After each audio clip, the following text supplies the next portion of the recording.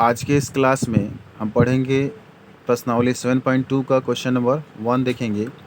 तो आइए देखते हैं क्वेश्चन नंबर 1 क्या कह रहा है। उस बिंदु के निर्देशांक ज्ञात कीजिए जो बिंदुओं -1, 7 और 4, -3 को मिलाने वाले रेखाखंड को दो संबंधित 3 के अनुपात में विभाजित करता है। क्या करना है क्वेश्चन में? उस बिंदु का निर्देशांक ज्ञात करना है जो इन दोनों बिंदुओं को मिलाने वाले रेखाखंड को दो संबंधित 3 के अनुपात में विभाजित करता है। तो आइए इसको हल करते हैं। तो यहाँ पर देखिए, ये जो बिंदु का निर्देशांक यहाँ दिया हुआ है, तो मैंने इसको बिंदु P मान लिया है, और यहाँ पे जो निर्देशांक दिया हुआ वो बिंदु Q के निर्देशांक मान लिया है। मैंने इसको बिंदु P का निर्देशांक मान लिया है, इसको बिंदु Q का निर्देशांक मान लिया है, जैसा कि यहाँ पे आप देख रहे होंगे। अब इन दोनों बिंदुओं यानी कि P और Q से मिलाने वाली ये रेखाखंड है PQ। इस PQ रेखाखंड पर मान लिया कि एक बिंदु R है जिसका निर्देशांक है x, y, जो इस PQ रेखाखंड को, जो कि इन बिंदुओं को मिलाने से बना हुआ है, इस PQ रेखाखंड को ये जो बिंदु R है जिसका निर्देशांक x, y है, वो दो संबंधित 3 के अनुपात में इसको क्या कर रहा है? विभाजित कर रहा है।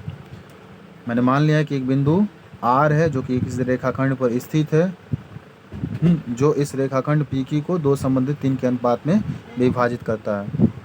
अब हम इस बात को लिख लेंगे। तो आइए लिख लेते हैं। तो इस चीज़ को मैंने लिख लिया। माना बिंदु R है जो बिंदु P और Q को मिलाने वाले रेखाखंड को दो संबंधित 3 के अनुपात में विभाजित करता है। चूँकि ये जो बिंदु R है बिंदु P और Q को अंतः विभाजित कर रहा है, मतलब इस P और Q के अंदर ये विभाजित कर रहा है, तो इसको हम अंतः विभाजन कहेंगे, ठीक है ना। तो अंतः विभाजन का जो सूत्र होता है उसको लगा देते हैं। अंतः विभाजन का सूत्र क्या होता है? ये होता है x बराबर m1 x2 plus m2 x1 बटे m1 प्लस m2। ये होता है अंतः विभाजन के लिए सूत्र। तो इस सूत्र को हम लगाएंगे। तो यहाँ पे ये आपका m1 होता है, ये आपका m2 होता है। ये पूरा प्रूफ करके बाकायदे बताया गया था आपको। और ये x1 है, ये y1 है, ये x2 है, ये y2 है, ठीक है। तो अब हम क्या करेंगे, इसमें m1 का मान 2 है तो यहाँ पे 2 रख देंगे, और x2 का मान आप देख रहे हैं यहाँ पे 4 है तो 4 रख देंगे, m2 का मान यहाँ पे 3 है तो 3 रख देंगे, और x1 का मान है -1 तो -1 रख लेंगे, ठीक है। m1 प्लस m2 मतलब 2 और 3 को जोड़ देंगे, 2 + 3, ठीक है। अब x मिल जाएगा आपको 2 4 जा 8, और ये 3 का 1 में मल्टीप्लाई करेंगे 3 होगा, और प्लस का माइनस में माइनस हो जाएगा, और 2 और 3 को ऐड करेंगे तो 5 हो जाएगा, यानी कि x इक्वल टू हो जाएगा 8 में 3 गया 5/5, हाँ दैट इज़ 1। ये कट के क्या हो जाएगा? 1 आ जाएगा, यानी कि x की वैल्यू क्या आएगी? 1 आएगी। मतलब x का जो वैल्यू है उसको निकाल लिया गया। अब इसका जो दूसरा वाला पार्ट होता है इसी में y इक्वल टू वो लिख लेते हैं। देखिए यहाँ पे y equal to m1 y2 plus m2 y1 बटे m1 प्लस m2 होता है। तो यहाँ पे y1 y2 का और m1 m2 का वैल्यू भरेंगे तो हमें y का निर्देशांक मिल जाएगा। m1 है आपका 2, y2 है -3, और प्लस है m2 है आपका 3, और y1 है 7, और m1 m2 यानी कि 2 + 3, तो y की वैल्यू मिल जाएगी 2 3 जा 6, और यहाँ पे प्लस है, यहाँ माइनस तो माइनस हो जाएगा, और ये 3 7 जा 21, और नीचे आ जाएगा 5। तो y की वैल्यू क्या आ जाएगी? -6 + 21 हो जाएगा, ठीक है ना, 15/5। तो क्या आएगा? इससे कट जाएगा 3 बार में, तो y की वैल्यू आ जाएगी 3। तो y की वैल्यू 3 आ गई, ठीक है ना। इस तरह से आपने r का निर्देशांक निकाल लिया। अतः r का जो निर्देशांक है, x और y का जो मान निकाला आपने, x का मान अभी आपने 1 निकाला है और इसका मान 3 निकाला है, ठीक है। तो अतः बिंदु का निर्देशांक क्या होगा? बिंदु का निर्देशांक हो जाएगा 1,3। अतः निर्देशांक आपको मिल जाएगा निर्देशांक 1,3। अब इसी प्रश्नावली का हम नेक्स्ट क्वेश्चन देखेंगे, क्वेश्चन नंबर 2। इसी प्रश्नावली का नेक्स्ट क्वेश्चन है क्वेश्चन नंबर 2। देखते हैं क्या दिया हुआ। बिंदुओं 4,-1 और -2, -3 को जोड़ने वाले रेखाखंड को सम त्रिभाजित करने वाले बिंदुओं के निर्देशांक ज्ञात कीजिए। ठीक है, तो आइए इसको लिखते हैं। तो यहाँ पर इन दोनों, ये जो दो बिंदुओं के निर्देशांक दिए गए हैं, इसको मैं मान ले रहा हूँ कि ये ए है, बिंदु ए है जिसका निर्देशांक है 4,-1, और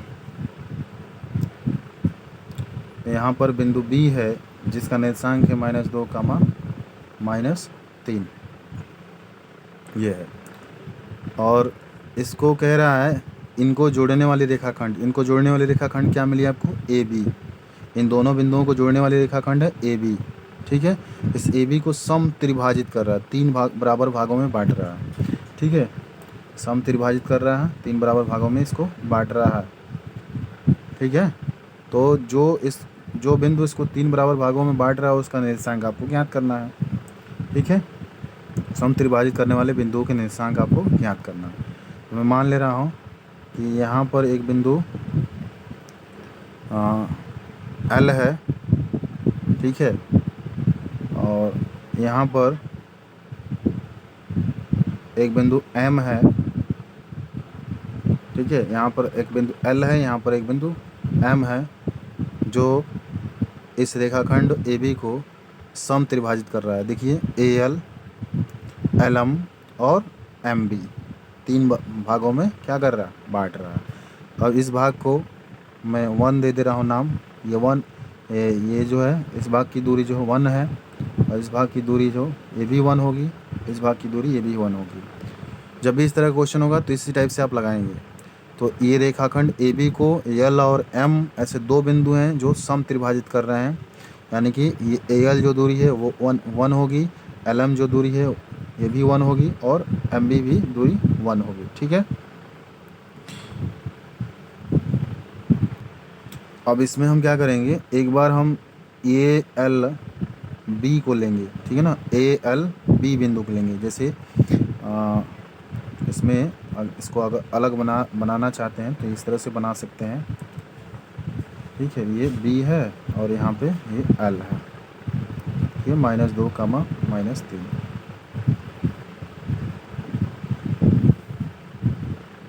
एल है और ये बी है।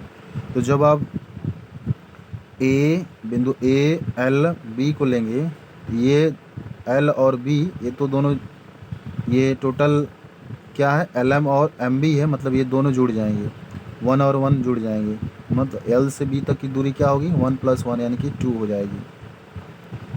ठीक है, ये 2 हो जाएगी, और ये तो ए से एल तक की दूरी तो 1 ही है। एक बार आप क्या करेंगे, एक बार ए एम बी लेंगे, ए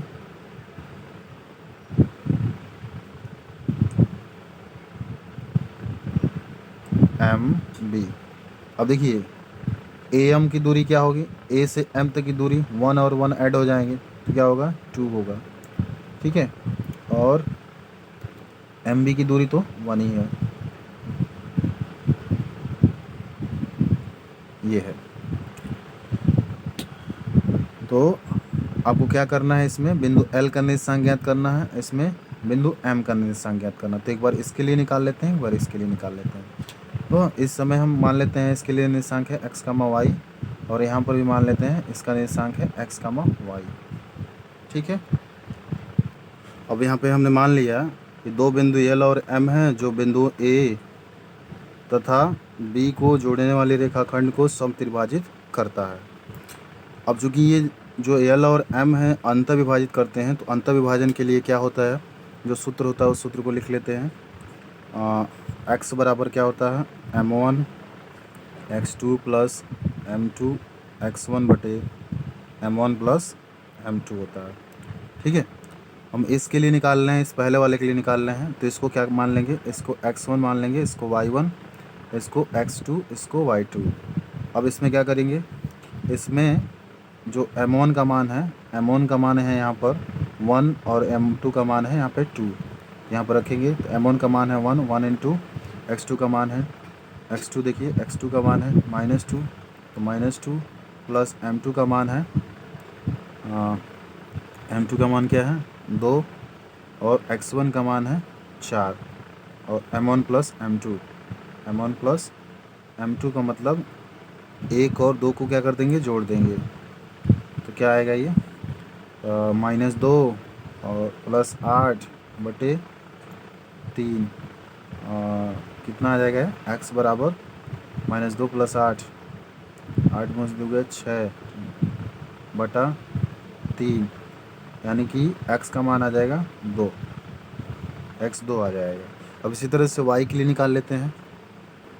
तो जब आप y के लिए निकालेंगे तो y के लिए ये सूत्र होगा, ठीक है। अब इसमें क्या करेंगे आप m1 का मान रखेंगे, तो m1 का मान है 1 इंटू y2 का मान है -3 और प्लस m2 का मान है 2 और y1 का मान है -1 और बटे m1 प्लस m2 मतलब 1 + 2, ठीक है। ये बराबर क्या होगा, -3 हो जाएगा ये और -2 हो जाएगा बटे 3 हो जाएगा, -3 - 2 -5/2, -5 हो जाएगा बटे 3 हो जाएगा। तो ये आपका y का मान -5/3 हो जाएगा। इस तरह से जो l का निर्देशांक मिलेगा, इस l का x, y जो होगा वो अभी आया था 2, x का मान क्या आया था 2 और y का मान आया -5/3, ठीक है। तो ये 2, -5/3 हो जाएगा आपका l का निर्देशांक, इस l का। अब हम निकालेंगे किसके लिए, इस m का निर्देशांक निकालेंगे, कैपिटल M का निर्देशांक निकालेंगे। तो इसके लिए तो इसमें हम क्या करेंगे, ये x1 है, ये y1 है और यहाँ का निर्देशांक नहीं लिखा गया, -2, 3 है, तो ये x2 है, ये y2 है, ठीक है। तो x का मान क्या होगा इसके लिए, और इसके लिए ये m1 है और ये m2 है, इसके लिए ये m2 है। x क्या होगा, m1 क्या है, m1 आपका है 2 × x2 क्या है, x2 है -2 और प्लस 2 × -2 और प्लस m2 कितना है, m2 यहाँ पर देख रहे हैं 1 है, 1 × x1 कितना है, x1 है 4, ठीक है, बटे m1 + m2 मतलब 2 + 1 कितना हो जाएगा ये -4 और +4/3, यानी कि x का मान आ जाएगा 0, ठीक है। अब इसी तरह से y का मान निकाल लें। जब y का मान निकालेंगे इसी तरह से, तो m1 है आपका 2, y2 है -3 और प्लस m2 है 1, यहाँ देखिए 1 है और इंटू y1 है -1 बटे m1 + m2 यानी कि 2 + 1 कितना मिल जाएगा आपको, -6 और -1/3, यानी कि y का मान मिल जाएगा -7/3। इस तरह से आपका जो l का m का जो निर्देशांक हो, कैपिटल M का, वो क्या हो जाएगा, वो आपको मिल जाएगा 0, -7/3, ये मिल जाएगा आपको। तो इस तरह से आपके निर्देशांक मिल जाए। तो इस तरह से आपको ये बिंदु मिल गए, समत्रिभाजित करने वाले बिंदु के निर्देशांक। l जो मिला 2, -5/3, m जो मिला 0, -7/3। ये आपका आंसर होगा।